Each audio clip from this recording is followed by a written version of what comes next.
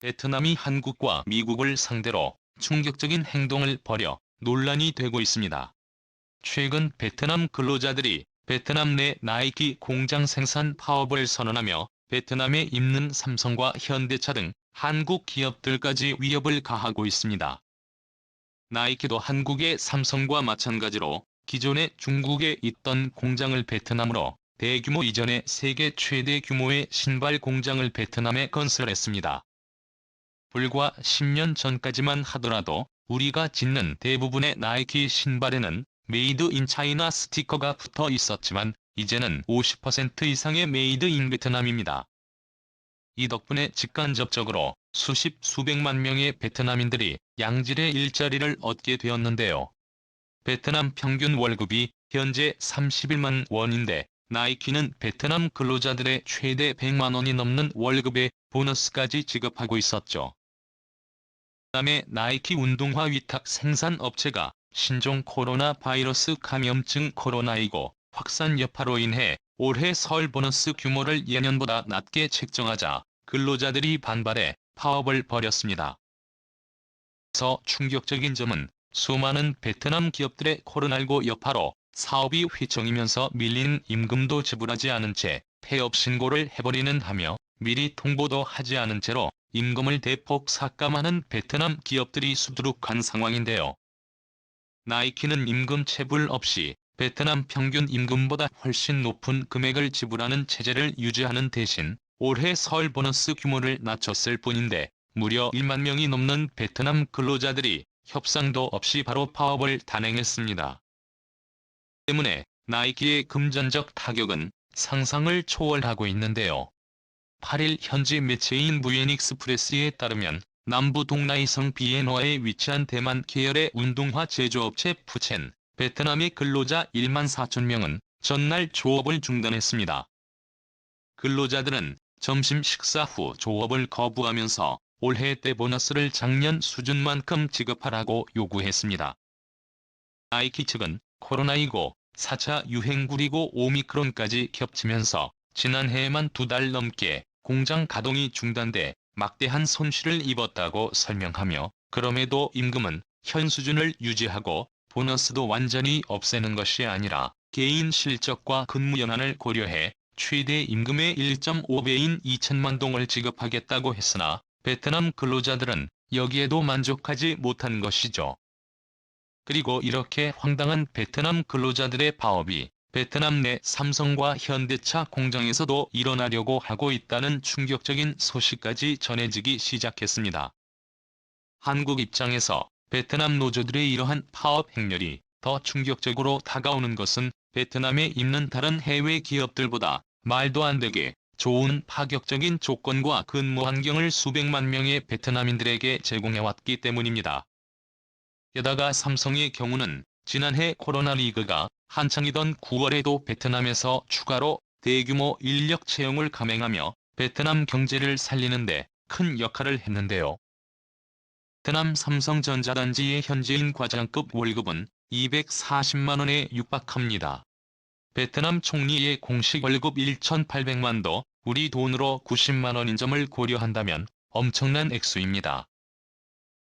더 충격적인 점은 이렇게 베트남 노조들이 미국의 나이키에 이어 한국의 삼성과 현대차 등 실질적으로 베트남 경제를 주도하는 한국 기업들을 상대로도 터무니없는 요구와 파업을 감행하거나 계획하고 있는데도 베트남 고위급 공무원들을 이를 방치하고 사실상 조장하는 것 아니냐는 의심까지 들게 만들고 있습니다.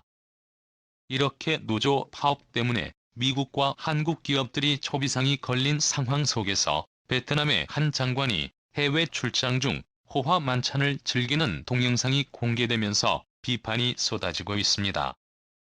현지 시간 6일 BBC 방송과 AP통신 등에 따르면 또른 베트남 공안부 장관이 런던의 한 유명 스테이크 식당에서 식사하는 동영상이 베트남 현지 온라인에 퍼졌는데요. 이 영상에는 이 식당의 유명 셰프가 룸 장관 일행을 위해 금박 스테이크를 직접 준비한 뒤에 한 덩이를 잘라 렁 장관에게 먹여주는 장면이 나와 있습니다. 해당 레스토랑은 터키 출신 스타 셰프이자 솔트베로 알려진 누스레트 외체가 운영하는 곳으로 데이비드 베컴, 리오나르도 디카프리오, 나오미 캠벨 등 유명 스타들이 방문했다고 외신은 전했습니다.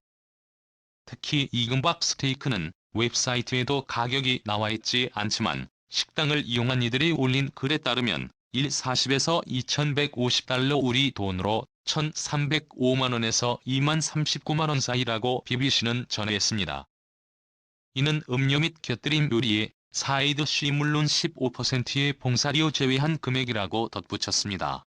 렁 장관의 월급은 수당을 제외하고는 600에서 800달러, 우리 돈으로 71만원에서 594만원 정도라고 방송은 전했는데요. 한 끼에 200만원이 넘는 식사를 할 정도며 베트남 고위 공직자들의 부패가 얼마나 심각한지 쉽게 알 수 있습니다. 일각에서는 노조들의 파업을 방치하는 대가로 베트남 고위 공직자들의 돈을 받은 것 아니냐는 비판의 목소리를 내고 있습니다. 해당 영상이 언제 시켰는지도 불분명하지만 람 장관 일행은 영국 글래스고에서 열린 제26차 유엔기후변화 협약 당사국 총회에 참석한 뒤에 런던으로 향한 것으로 파악됐습니다. 영상은 지난 3일 이유명 셰프가 올리면서 공개됐다가 해외 언론들의 강한 질타가 이어지자 그는 이동 영상을 내린 것으로 알려졌습니다. 미국 라스베가스에서 열리는 국제전자제품 박람회 CES에서 베트남 및 한국을 향해 충격적인 발언을 해 또 논란이 되고 있습니다. 베트남 자동차 회사 BMPS는 현대차를 앞서겠다며 마치 미빈페스트의 기술력에 현대차를 앞지른 것처럼 광고하고 있습니다. BMPS는 베트남 재벌빈 그룹이 만든 자동차 회사로 설립하자마자 1년 안에 한국계 현대차를 따라서겠다고 대대적으로 홍보했습니다. 그런데 대부분의 부품을 자체 개발해 가격 대비 압도적인 퀄리티의 자동차를 만들어내는 현대차와는 달리 베트남의 BMPS는 대부분의 부품들과 심지어 생산 라인까지 독일로부터 수입해 단순 조립만 해서 판매하고 있습니다. 독일 부품이 세계 최강이니 베트남이 독일 부품으로 조립해 차를 팔면 현대차를 앞설 수 있을 것이라는 황당한 자신감이었던 것이죠. 그러면서 베트남은 우리가 한국보다 훨씬 더 많이 투자하고 현명하며 재능있고 스마트하다라는 막말까지 퍼붓고 있습니다. 자, 그런데 빈페스트의 주장과는 달리 현대차와 빈페스트의 격차는 더욱 더 벌어졌습니다. 빈페스트가 자동차 부품을 직접 개발할 능력이 없어 비싼 독일 자동차 부품들을 그대로 사와서 조립만 하다 보니 독일차 가격과 비슷한 수준으로 판매하고 있습니다.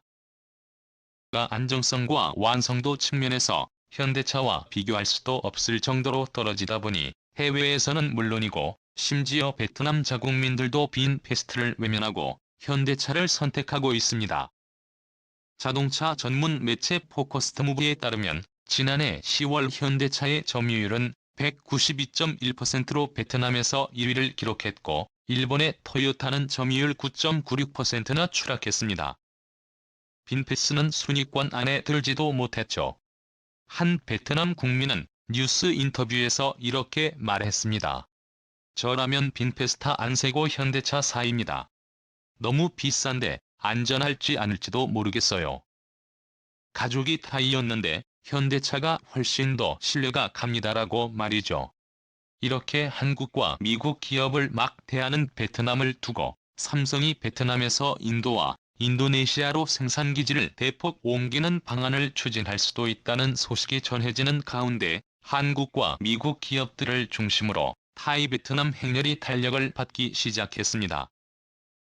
미국을 중심으로 한 베트남 주재 외국 기업은 베트남 투자를 철회할 수도 있다며 베트남 정부에 강력한 경고장을 날렸고 일각에서는 나이키를 비롯한 베트남 내 미국 기업들을 상대로 최근 베트남 노조들의 황당한 조건을 내걸며 파업을 하는 것과 관련해 바이든 정부가 베트남의 수출 규제라는 강력한 반격의 카드를 꺼내들 수도 있다고 말하고 있습니다.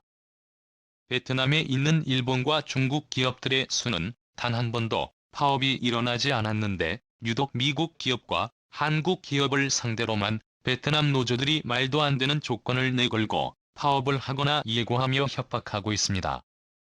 21세기 떠오르는 두 개의 태양, 미국과 한국 대신 끝도 없이 추락하는 일본과 중국을 선택하며 잘못된 노선을 선택한 베트남, 어디까지 추락해야 자신들의 판단이 잘못됐다는 것을 깨우칠지 한번 지켜봐야겠습니다. 오늘도 감사합니다. 최고로 멋진 하루를 보내시길 바랄게요.